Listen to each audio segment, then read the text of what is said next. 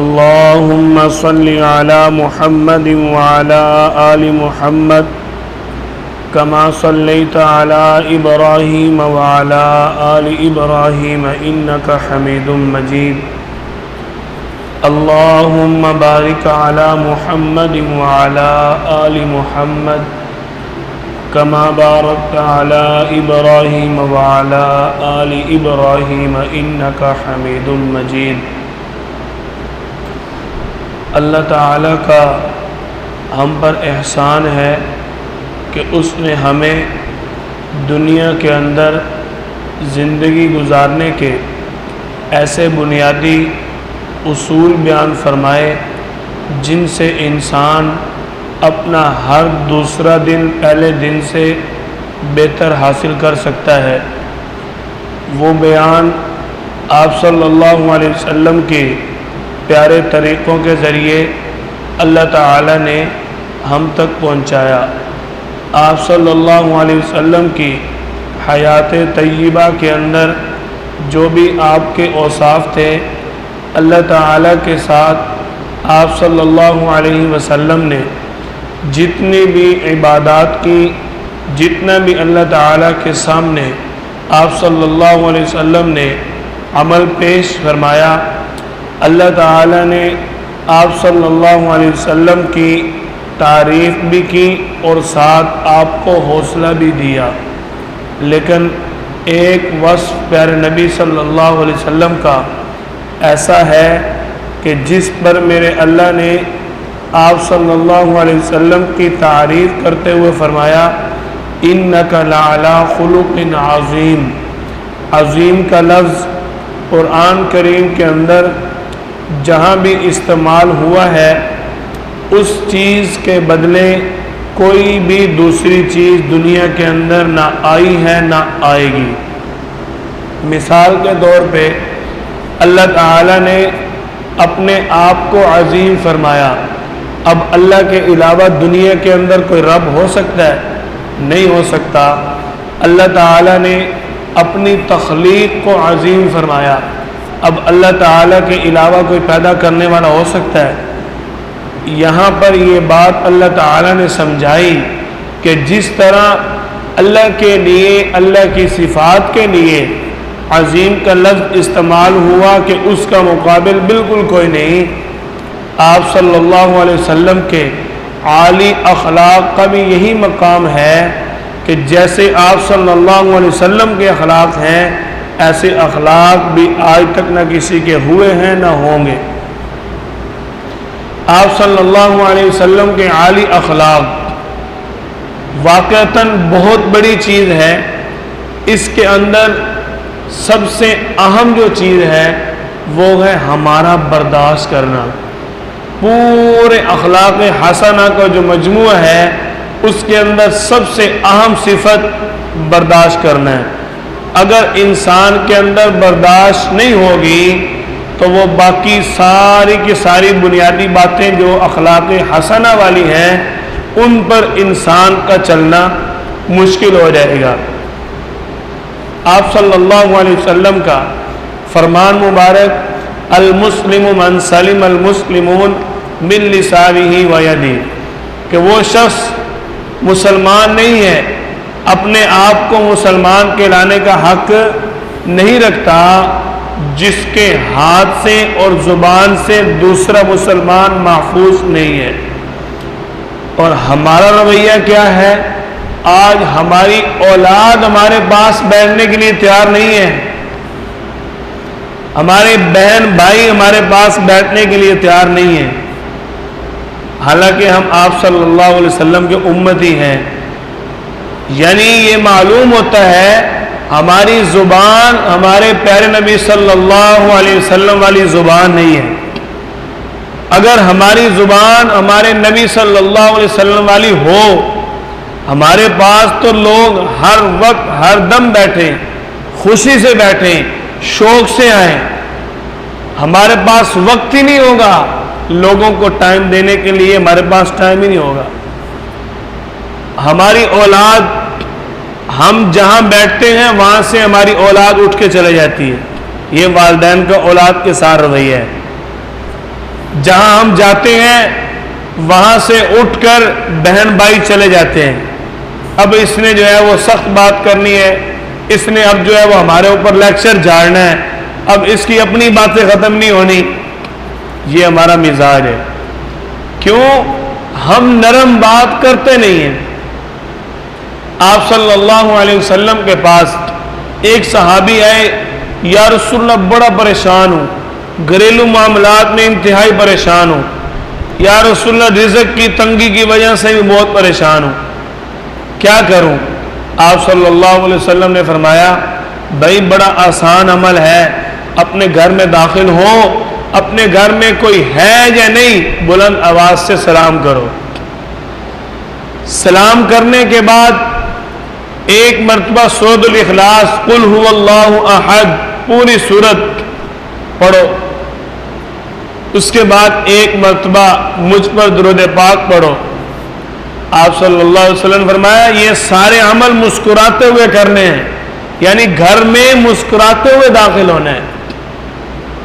چند دن گزرے، وہ صحابی آپ صلی اللہ علیہ وسلم کے دربار میں حاضر ہوئے اور عرض کرنے لگے یا رسول اللہ آپ نے جو عمل بتایا تھا اس کی برکت سے آج مجھے کوئی پریشانی نہیں ہے، میری بیوی بچے بھی ٹھیک ہیں، ان کے ساتھ میرا تعلق بھی مضبوط ہے، اور مجھے رزق کی تنگی تو بالکل ختم ہو چکی ہے. یہ وظیفہ آپ سب نوٹ کر لیں کہ آپ صلی اللہ علیہ وسلم کا خود بتایا وظیفہ. یار میرے نبی صلی اللہ علیہ وسلم سے بڑا پیر تو کوئی دنیا میں نہیں ہے. اب آپ صلی اللہ علیہ وسلم جو رزق کی فراخی کے لیے وظیفہ بتا رہے ہیں، بتاؤ اس سے بڑھ کے کسی پیر کا کوئی وظیفہ ہو سکتا ہے؟ کتنا آسان عمل، مشکل بھی نہیں ہے. اور اس کی برکت سے رزق بھی ہے اور اس کی برکت سے تمہارے گھر میں سکون بھی ہے. جتنا مرضی پیسہ آ جائے گھر میں سکون نہ ہو اور پیسہ کسی کام کا نہیں ہے. اس لیے آپ صلی اللہ علیہ وسلم کے اس بتائے ہوئے عمل کے مطابق زندگی گزارے. ابھی گھر جائیں گے ابھی سے شروع کر دیں. آپ صلی اللہ علیہ وسلم کے عالی اخلاق پر چلنا، اس پر ایک مرتبہ نبی کریم صلی اللہ علیہ وسلم کے پاس ایک شخص آیا، آ کر عرض کرنے لگا یا رسول اللہ آپ کی نظروں میں سب سے افضل مومن کون ہے؟ سب سے افضل ایمان والا کون ہے؟ آپ صلی اللہ علیہ وسلم نے فرمایا میری نظروں میں اگر پوچھتے ہو تو سب سے افضل وہ ہے جس کے اخلاق سب سے افضل ہے. حسن اخلاق وہ عام صفت نہیں ہے. آپ صلی اللہ علیہ وسلم سے دوسرا سوال کیے گئے یا رسول اللہ سب سے عقل مند کون ہے؟ کون ہے سب سے بڑا دانش مند؟ آپ صلی اللہ علیہ وسلم نے فرمایا جو شخص سب سے زیادہ موت کو یاد کرنے والا ہے. ہمیں موت یاد ہو ہم کسی کے ساتھ زیادتی نہ کریں، ہمیں موت یاد ہو نا ہم کسی کا دل نہ دکھائیں، ہمیں موت یاد ہو ہم کسی کے اوپر اپنا تکبر نہ جھاڑیں، ہمیں موت یاد ہو ہم ہر ایک کے ساتھ پیار، محبت، شفقت اور الفت کے ساتھ پیش آئیں. ہم کہتے ہیں او جی پہلے اس نے کیا تھا، جس سے بھی بات کر لو. آج معاشرے کے اندر یہ سب سے بڑی کمزوری ہے. جس کو بھی سمجھانے کی بات کرو نا یار جانے دے، اچھا بھائی چھوڑ، نہیں یار اس نے میرے ساتھ ایسے کیا ہے، اس کو بھی تو شرم آنی چاہیے. ہر بندے کی زبان پہ یہی لفظ ہے. ہم کس نبی کے امتی ہیں، کر کیا رہے ہیں اور ہمارے نبی نے کیا کیا، اس چیز کو ذرا دیکھیں. آپ صلی اللہ علیہ وسلم کو بھی لوگوں نے ستایا، آپ صلی اللہ علیہ وسلم کے پاس بھی لوگ آئے، آپ صلی اللہ علیہ وسلم کے پاس بھی صحابہ آئے یا رسول اللہ آپ ان کو بد دعا کیوں نہیں دیتے؟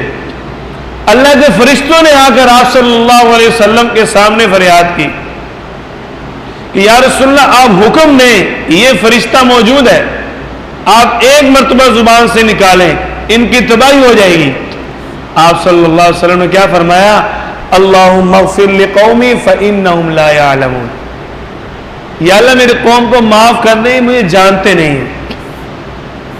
وہ انجان تھے ان کو معاف کر دیا، اور ہم مسلمان جانتے ہوئے بھی ایک دوسرے کو معاف نہیں کر رہے. یار آپ صلی اللہ علیہ وسلم کا فرمان سنیں. جو لوگ یہ کہتے ہیں نا یار اس کو بھی تو تھوڑا سا یا کرنا چاہیے، اب دیکھو نا وہ اس کو شرم ہی نہیں آ رہی، پہلے اس نے ایسے کیا. یہ 2-3 سوال ہم سب سے پہلے کرتے ہیں. آپ صلی اللہ علیہ وسلم نے فرمایا ایک شخص پورے حق پر ہے، سچا ہے، اس کا حق بنتا بھی ہے، اور اگر وہ جھگڑے سے بچتے ہوئے اپنا حق میری خاطر چھوڑ دے، میدان محشر میں آ کر اپنا حق مجھ سے لے لے، اس کے حق کا ذمہ دار میں ہوں. جس کے حق کا ذمہ دار میرا پیارا نبی ہو، اب بتاؤ اس کا حق کوئی چھین سکتا ہے؟ اس کے حق کو لینے سے دینے سے کوئی روک سکتا ہے؟ آپ صلی اللہ علیہ وسلم والا طریقہ اپنے اندر لے کے آؤ. آپ صلی اللہ علیہ وسلم کو لوگوں نے کتنا ستایا، کتنا مارا، کتنا آپ صلی اللہ علیہ وسلم کو ظلم و ستم کا نشانہ بنایا. میرے نبی کی طرح جانے دو یار، چھوڑ دو، کچھ نہیں ہوتا. یہ دنیا عارضی ہے، اس دنیا کی کوئی حیثیت نہیں ہے. اس دنیا میں حق لینا کیا ہے؟ اصل حق تو آخرت میں تیار ہو رہا ہے. یہاں کوئی حق کسی کا نہیں ہے. اگر دیکھا جائے تو اصول یہی ہے، اس دنیا کے پیچھے ہم آپس میں لڑ رہے ہیں. اگر حقوق العباد میں کسی کا حق ضائع ہو گیا، کسی کے ساتھ اس کی تھوڑی سی بھی آپ نے بے عزتی کر دی، صرف زبان سے ایک نامناسب لفظ نکل گیا، جب تک آپ اس سے معافی نہیں مانگو گے معاملہ حل نہیں ہونا. اسی بندے سے جب تک معافی نہیں مانگو گے اور وہ جب تک معاف نہیں کرے گا معاملہ حل نہیں ہونا. اب بتاؤ اس دنیا کی اس چھوٹی سی بات کی آگے کوئی حیثیت ہے؟ ہماری ساری آخرت اس ایک چھوٹی سی بات کی وجہ سے تباہ ہو رہی. آپ صلی اللہ علیہ وسلم سے پوچھا گیا کہ آپ کس شخص کی جنت کی ضمانت دیتے ہیں؟ آپ صلی اللہ علیہ وسلم نے فرمایا جو شخص اپنے جبڑوں کے درمیان والے گوشت کی ضمانت دے دے اور اپنے 2 رانوں کے درمیان والے گوشت کی ضمانت دے دے، اس کے لیے میں جنت کا ضامن بنتا ہوں. یعنی وہ شخص بے حیا بھی نہ ہو، بد زبان بھی نہ ہو، اپنی زبان کی بھی حفاظت کرنے والا ہو اور اپنی عزت کی بھی حفاظت کرنے والا ہو اور لوگوں کے ساتھ باعزت طریقے سے پیش آنے والا ہو. آپ صلی اللہ علیہ وسلم نے فرمایا کہ جو شخص عالی اخلاق اپنانا چاہتا ہے اس کے لیے یہ بھی صفت ضروری کہ اگر ایک چیز وہ اپنے لیے پسند کر رہا ہے اور اس سے گھٹیا چیز، اس سے بدتر چیز اپنے مسلمان بھائی کے لیے پسند کر رہا ہے، یہ بھی اخلاق سے دور ہے. دیکھو آپ صلی اللہ علیہ وسلم نے حسن اخلاق کی کتنی تاکید فرمائی. اب دیکھو یہ چھوٹا سا عمل ہے، ہم کرتے کیا ہے؟ مہمان آ جائے نا تو دھیان سے چن چن کے نکال کے سنبھال کے سوچ کے تول کے ایک برتن کے اندر ایک بوٹی ڈالتے ہیں. کون سی؟ جو ہمیں پسند نہ ہو. یار کیسا مسلمان ہے! یہ نہیں ہو رہا آج کل، یہ سب کچھ ہو رہا ہے. گھر میں مہمان آیا، اس کو بوجھ سمجھ رہے ہیں، اس کو ذہن پہ سوار کیا ہوا ہے. آپ صلی اللہ علیہ وسلم کی مجلس میں جب بھی آپ کے پاس کوئی موجود ہوتا اور آپ صلی اللہ علیہ وسلم کی مجلس میں کچھ بھی کھانے کے لیے آتا، پہلے آپ دوسروں کو کھلاتے ہیں پھر خود کھاتے ہیں. اور ہم کیا کرتے ہیں؟ اچھا پہلے چن کے اپنے لیے رکھ لیا اور دوسروں کے لیے ہڈیاں اور دوسروں کے لیے کل والا پرسوں والا اور دوسروں کے لیے ایسی چیز جو دل کو پسند نہیں. یہ کیسا مسلمان ہے؟ آپ صلی اللہ علیہ وسلم فرما رہے ہیں اس وقت تک وہ شخص کامل مومن نہیں ہے جب تک وہ اپنے لیے اسی چیز کو اور اپنے مسلمان بھائی کے لیے اسی چیز کو برابر پسند کرنے والا نہ بن جائے. ہم کیسے مسلمان ہیں؟ اس چیز کو ہم سب نے اپنے آپ کو جوڑنا ہے تاکہ ہم آپ صلی اللہ علیہ وسلم کے عالی اخلاق اپنانے والے بن جائیں. میں نے بات کی کہ عالی اخلاق کے اندر سب سے بڑی اور لازمی چیز کیا ہے؟ قوت برداشت. آپ صلی اللہ علیہ وسلم کی سوال کیا کہ یا رسول اللہ سب سے بڑا پہلوان کون ہے؟ آج ہم سے سوال کیا جائے نا، ہم کہیں گے وہ جاری پہلوان سب سے بڑا تھا، کہیں گے نا فلاں پہلوان سب سے بڑا تھا، ہم تو فوراً کہیں گے لیکن آپ صلی اللہ علیہ وسلم کا ایک ایک بول اپنی امت کے لیے سبق تھا۔ پوچھا گیا سب سے بڑا پہلوان کون ہے؟ آپ صلی اللہ علیہ وسلم نے فرمایا جو شخص اپنے آپ کو اس وقت قابو میں کر لے جس وقت وہ شدید غصہ میں ہو، اس وقت قوت برداشت کو اٹھائے، اس قوت برداشت کو اجاگر کرے کہ میں بہت بڑا صابر ہوں، صبر کرنے والا ہوں، جس وقت اس کو شدید غصہ آیا ہو۔ اور اس غصے سے بچنے کا آپ صلی اللہ علیہ وسلم نے طریقہ بھی بتایا۔ اگر غصہ آئے آپ بیٹھے ہو کھڑے ہو جاؤ، اگر آپ کھڑے ہو اس جگہ سے چلنا شروع کر دو، غصہ آئے فوراً جا کر وضو کرو، وضو کرنے کے بعد بات کرو۔ یہ غصے سے بچنے کا طریقہ بھی آپ صلی اللہ علیہ وسلم نے بتا دیا۔ اس لیے بھائیوں آپس کے اندر ہمارے رویے 100% درست ہونے چاہیے، ہمارے گھروں کے اندر تو ہمارے رویے 100% درست ہو جائیں۔ اپنے بچوں کو اپنے قریب کرو یار، اپنے بچوں کو اپنے قریب کرو۔ آج بچہ باپ سے ڈرتا ہے، بیوی خاوند سے ڈرتی ہے، بیٹی بہن بھائی سے ڈر رہی ہے، بیٹی ماں باپ دونوں سے ڈر رہی ہے، اور بیٹی جو ہے جب اس کی شادی ہو جاتی ہے وہ اب خاوند سے بھی ڈر رہی ہے، ساس سے بھی ڈر رہی ہے، اپنے دیوروں سے بھی ڈر رہی ہے۔ یہ حالات ہمارے گھروں کے ہیں، یہ حالات ہمارے گھروں کے ہیں۔ ایک چیز لینی اور دینی ہو 10 بار 10 بندوں کی غیبت کی جاتی ہے۔ ایک چیز لینی ہو، امی کیا کہے گی، بھائی کیا کہے گا، یار جو بھی کہے گا آپ اس کو اس کے حق کے ساتھ دو، اس کے حق کے ساتھ دو۔ دنیا کو دیکھتے ہو اللہ کو دیکھو، یہ زبان سے الفاظ ختم کر دو، فلاں کیا کہے گا، فلاں کیا کرے گا، ہر بات میں یہ لے کے آؤ میرے اللہ نے کیا کہا، میرے نبی نے کیا کیا، یہ بات اپنی زبان پہ لے کے آؤ۔ انشاءاللہ ثم انشاءاللہ آپ کے گھروں کے حالات بھی درست ہو جائیں گے، آپ کے آپس کے معاملات بھی درست ہو جائیں گے۔ ویسے ہے بڑا مشکل، اللہ کے لیے چھوڑ دینا، اللہ کے لیے معاف کر دینا یہ بڑا مشکل ہے، لیکن اس کا اجر اللہ نے اتنا بڑا رکھا ہے کہ اس کا کوئی ثانی نہیں۔ اس سے بڑھ کے اجر کیا ہے؟ آپ صلی اللہ علیہ وسلم خود فرما رہے ہیں اس کا ذمہ دار میں ہوں، جس کا ذمہ دار میرا پیارا نبی ہو اس کو اللہ نے کتنا اعزاز دیا۔ ایک صحابی اپنی خوشی سے آپ صلی اللہ علیہ وسلم کے پاس رہے، حضرت زید رضی اللہ تعالیٰ عنہ اپنی خوشی سے آپ صلی اللہ علیہ وسلم کے زیر سایہ آئے، یعنی ان کے خرچ کا آپ صلی اللہ علیہ وسلم نے ذمہ اٹھایا، صرف ایک چیز کا ذمہ اٹھایا کہ یہ میرا منہ بولا بیٹا ہے۔ آپ صلی اللہ علیہ وسلم کی صرف اتنی ایک اس کو قریب کرنے سے اللہ نے کتنی بڑی صفت عطا فرمائی۔ قرآن کریم کے اندر واحد حضرت زید رضی اللہ عنہ صحابی ہیں جن کا نام موجود ہے پورے قرآن میں۔